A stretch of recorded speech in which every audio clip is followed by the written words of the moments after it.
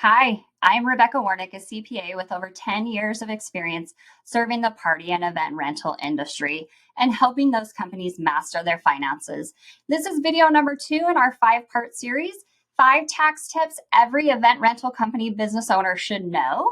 So tax tip number 2, stick around so that you can see all the tips to reduce your tax liability. Okay, let's dive into tip number 2, understand depreciation. Depreciation is complicated. I'm not going to bust out these accounting terms and try to explain them to you, although I am going to throw one code section at you. You don't have to remember it. There's several different options when it comes to depreciation. Event rental companies buy a lot of rental equipment. Those are assets. A lot of those we're going to recognize over multiple years. Let's take, for example, you buy a high peak tent. Costs you $20,000. It's a big guy, right? It's a big fancy tent. Do we want to write that tent off completely in year 1? Do we want to spread that over multiple years? How do we want to do that? You want to work with your accountant and CPA to optimize that strategy. It's a multi-year strategy. Factors that you're going to look at is what's your income this year? What do you think your income is going to be next year? What does cash flow look like? How high of a tax bracket are you in?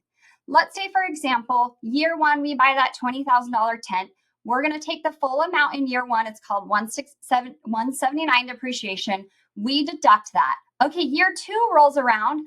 We don't get a deduction for that. We didn't spread it out over a 5-year period. Year 2 rolls around and we're like, oh, shoot, I'm paying on $20,000 higher net income because I depreciated that all in year 1. But year 2, you went gangbusters. Your income was even higher. Your tax rate was higher.